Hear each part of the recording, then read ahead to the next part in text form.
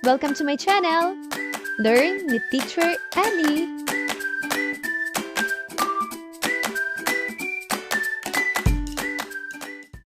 Grade 2, Revised K-12 Curriculum, Quarter 4, Makabansya, Week 7, Day 1.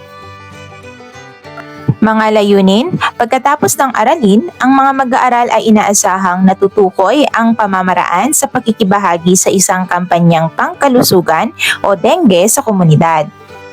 Ang dengue ay kumakalat sa pamamagitan ng kagat ng lamok na may dalang virus.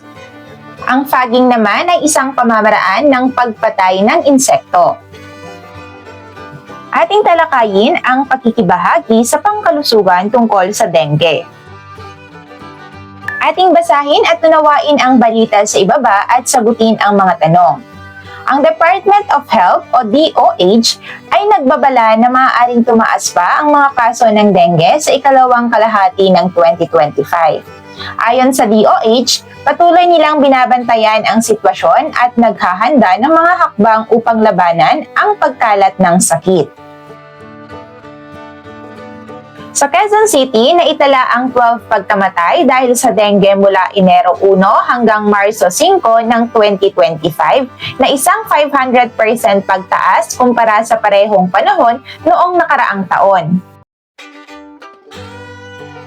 Ngayon mga bata, sagutin ang mga pamprosesong tanong. Una, tungkol saan ang balita? Pangalawa, narinig na ba ninyo ang tungkol sa sakit na dengue? Pangatlo, saan nakukuha ang sakit na dengue? Pang-apat, ano ang nangyayari sa isang pasyente na nagkaroon ng dengue?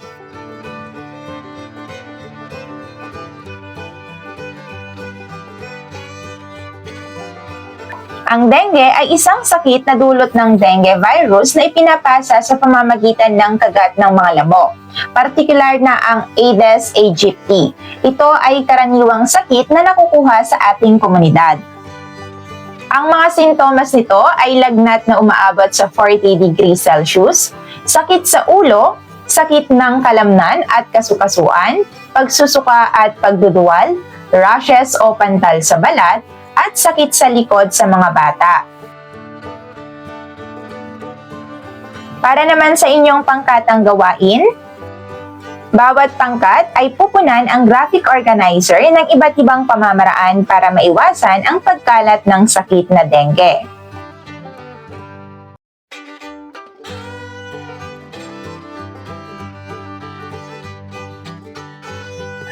Bilang miyembro ng komunidad, tayo ay may responsibilidad sa pakikibahagi upang makatulong sa usaping pangkalusugan. Narito ang mga halimbawa ng paraan na maaaring gawin. Una, paglilinis sa kapaligiran. Pangalawa, lumahok sa mga seminar o workshop tungkol sa dengue at mga paraan ng pag-iwas dito. Pangatlo, makipagtulungan sa mga lokal na otoridad sa pagpapatupad ng mga programa tulad ng fogging o pag-spray ng insecticide. At pang-apat, paghikayat sa mga kakilala o kapitbahay na sundin ang tamang gawi para maiwasan ang dengue tulad ng pagsusuot ng damit na mahahaba at paggamit ng insect repellent.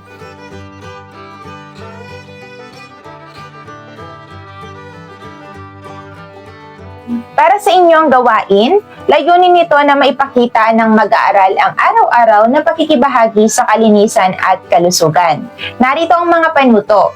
Una, sa loob ng isang linggo, isulat sa maliit na dengue diary ang mga nagawang hakbang upang maiwasan ang dengue. Halimbawa, sa Lunes, nilinis namin ang paso. Sa Martes naman, tinakpan namin ang drum. Sa Miyerkules, tinapon ang lumang bote. Pangalawa, ibahagi sa klase ang pinakapaborito mong araw at bakit ito mahalaga.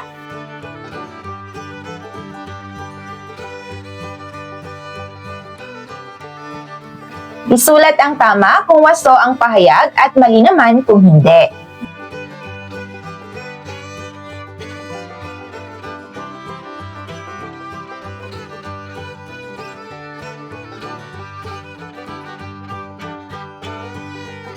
Para sa inyong gawain na Project Safe, Layunin nito na maisip ng mga bata ang mga konkretong hakbang sa pagpapanatiling ligtas sa dengue ang kanilang komunidad. Mga panuto, una, sa grupo, gumawa ng mini project plan tungkol sa dengue prevention. Halimbawa, project takip tubig or takpan lahat ng lalagyan ng tubig. Project linis bakuran o regular na paglilinis. Pangalawa, isulat sa papel ang layunin, mga gagawin at tagapamahala.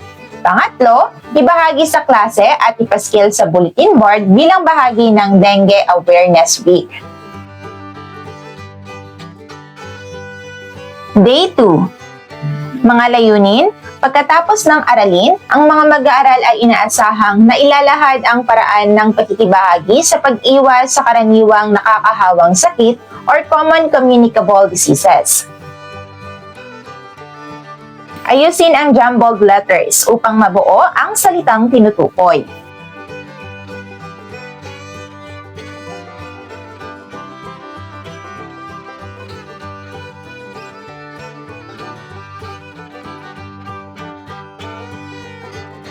Ang trangkaso or influenza ay isang viral infection na nagdudulot ng lagnat, ubo, sipon at pananakit ng katawan. Ang tigdas or measles ay isang viral infection na nagdudulot ng lagnat, ubo, sipon at rashes. Ang COVID naman ay isang nakakahawang sakit na dulot ng SARS-CoV-2 virus. At ang hepatitis A ay isang viral infection na nakakaapekto sa atay na karaniwang nakukuha sa kontaminadong pagkain o tubig. Ating talakayin ang pakikibahagi sa pag-iwas ng karaniwang nakakahawang sakit. Ngayon, tukuyin kung anong kilos ang tinutukoy ng mga bugtong.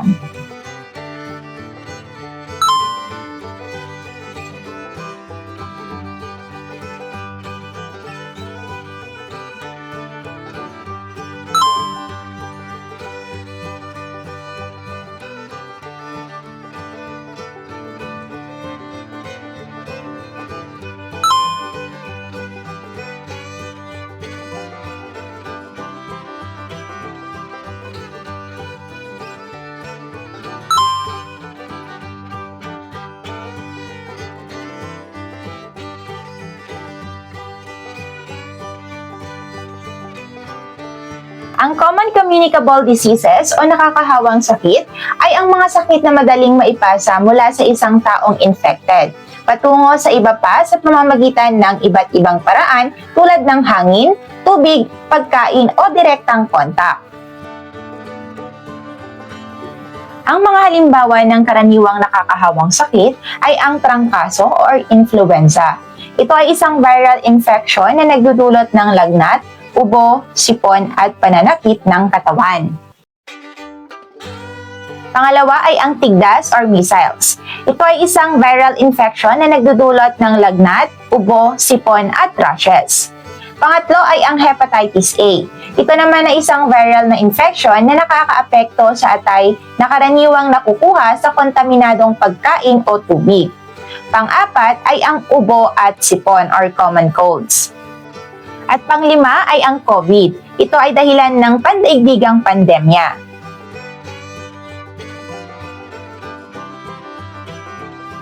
Bilang isang mag-aaral, paano ka makikibahagi sa pag-iwas sa mga nakakahawang sakit sa iyong komunidad?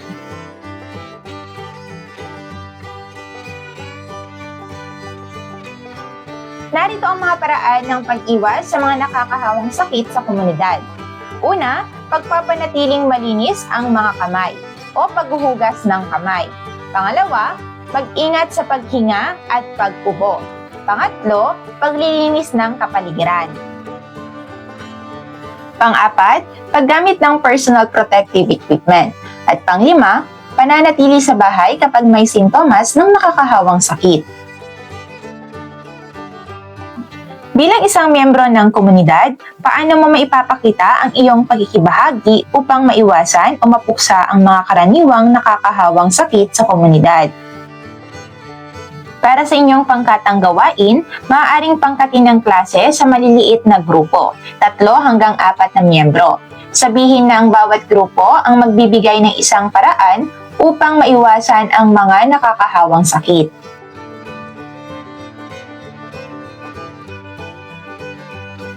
Ngayon, pusuan ang pangungusap kapag ikaw ay sumasang-ayon at thumbs down naman kapag hindi sumasang-ayon.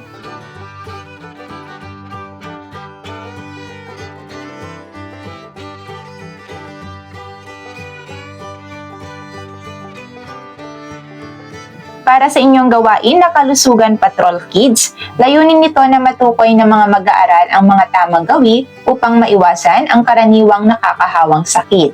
Mga panuto, una, maglibot sa paaralan o bahay, kasama ang magulang o guro. Pangalawa, obserbahan kung may mga lugar o gawain na maaaring magdulot ng sakit. Halimbawa, maruming palikuran, hindi nagtatapon ng basura sa tama.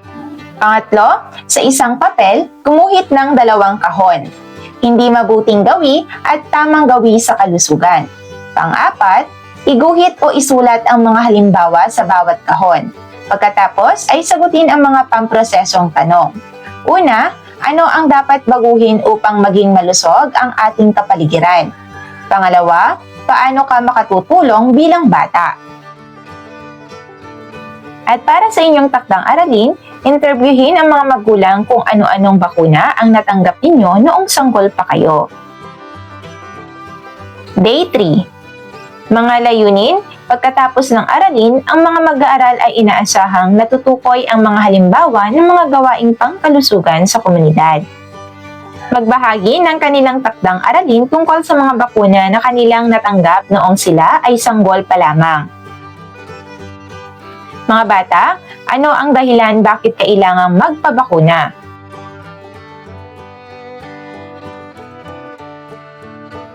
Ang ordinansa ay batas na ipinapatupad ng lokal na pamahalaan o barangay upang mapanatili ang kaayusan, kalinisan at kaligtasan sa kanilang nasasakupan.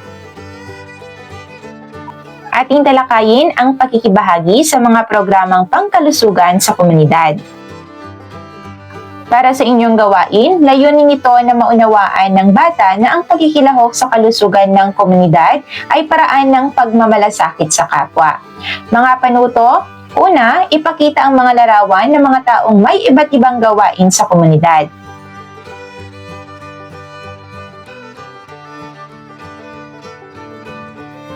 Ngayon mga bata, sino sa kanila ang tumutulong sa pagpapabuti ng kalusugan ng komunidad? At paano mo maipapakita ang tulong na gaya nila?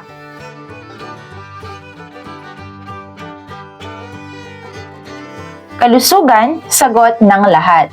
Ang kalusugan ay hindi lang tungkulin ng doktor o nurse. Ito ay tungkulin ng lahat sa komunidad, mga bata, magulang, guro at barangay. Ang bawat isa ay may maiaambag upang mapanatiling malusog at ligtas ang pamayanan. Narito ang mga programang pangkalusugan sa komunidad. Una ay feeding program. Ito ay upang maiwasan ang malnutrisyon. Pangalawa ay clean up drive upang maiwasan ang sakit tulad ng dengue. Pangatlo ay tree planting para sa malinis na hangin. Pang-apat ay dental at medical mission. Ito ay libreng serbisyo sa kalusugan. Pang-lima ay hand washing campaign, pagpapaalala sa tamang kalinisan. Mga bata, sa iyong palagay, bakit kailangan nating makibahagi sa mga programa ito? Pangalawa, paano mo maipapakita ang iyong malasakit at pakikipagkapwa sa ganitong paraan?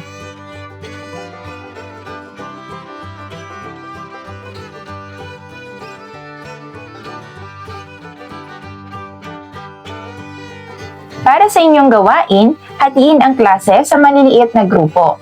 Bawat grupo ay pipili ng isang programang pangkalusugan at ipapakita ito sa pamamagitan ng drawing o roleplay. Narito ang mga halimbawa. Pangatlo, ibahagi sa klase ang inyong ginawang output. Pagkatapos ay sagutin ang mga pamprosesong tanong. Una, ano ang natutunan ninyo sa inyong gawain? Pangalawa, paano nakatutulong ang simpleng pagkikibahagi sa programang pangkalusugan sa komunidad?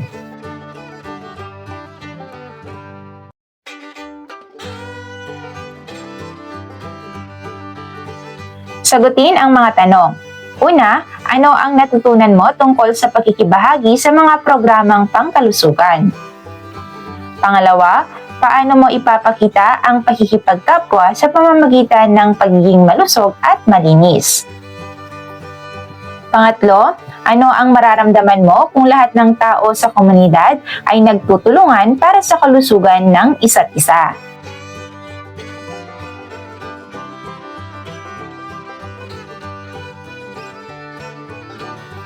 Lagyan ng check ang mga kilos na nagpapakita ng pakikibahagi sa mga programang pangkalusugan.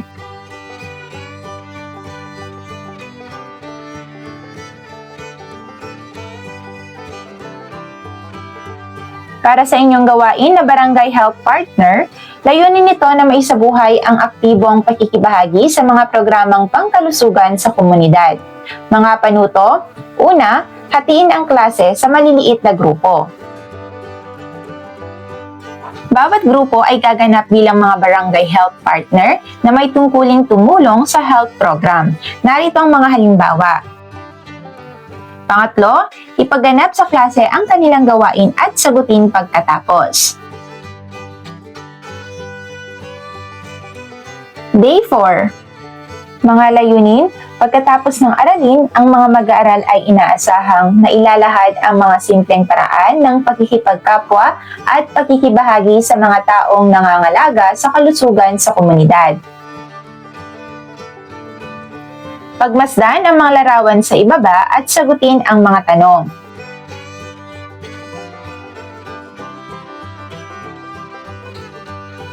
Una, ano ang ginagawa ng bawat isa sa larawan? Pangalawa, paano sila nakatutulong sa ating kalusugan? Pangatlo, paano tayo makatutulong o makikibahagi sa kanila?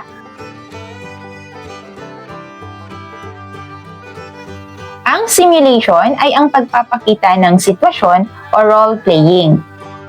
Ating talakayin ang pakikipagkapwa at pakikibahagi sa mga taong nangangalaga sa kalusugan ng komunidad. Ang mga doktor, nurse, midwife, barangay health worker, barangay health volunteers ay mga tagapangalaga ng kalusugan ng komunidad. Sila ay tumutulong upang mapanatiling malusog, ligtas at maayos ang kalusugan ng mga mamamayan sa komunidad. Mga halimbawa ng kanilang gawain ay ang mga sumusunod. Una, nagbibigay ng bakuna at gamot. Pangalawa, nagsasagawa ng check-up at feeding program. Pangatlo, tumutulong sa mga batang may sakit o nangangailangan. Sino-sino sa inyong komunidad ang nangangalaga sa inyong kalusugan na makikita sa inyong barangay health center? Paano natin maipapakita ang pakikipagkapwa at pakikibahagi sa kanila?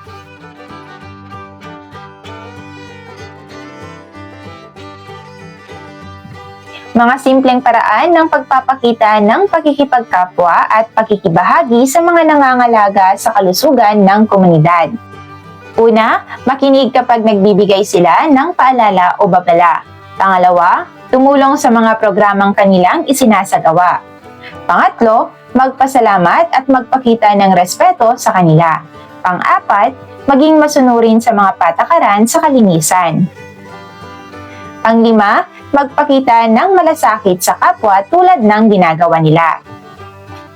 Para sa inyong gawain, layunin na maisabuhay ang pakikipagkapwa at pagtutulungan sa mga taong naglilingkod sa kalusugan sa komunidad.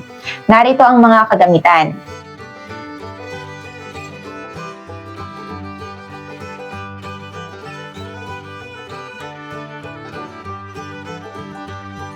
Mga panuto, una, hatiin ang klase sa maliliit na grupo.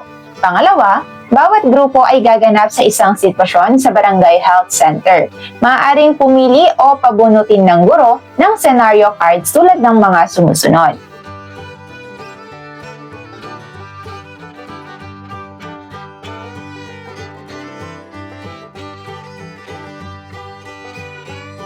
Pangatlo, itakda ang mga papel o roles.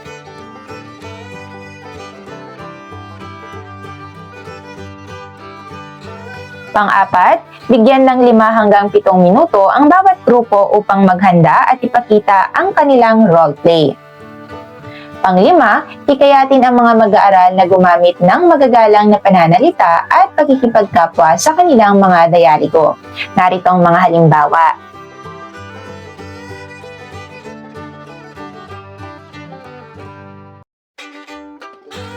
Ngayon mga bata, ano ang natutunan mo sa ginawa ninyong roleplay? Pangalawa, paano mo ipinakita ang pakikipagkapwa sa mga taong naglilingkod sa kalusugan? Pangatlo, ano ang mararamdaman mo kung tulong-tulong ang lahat sa pangangalaga ng kalusugan? Pang-apat, paano mo magagawa sa tunay na buhay ang ipinakita mo sa roleplay?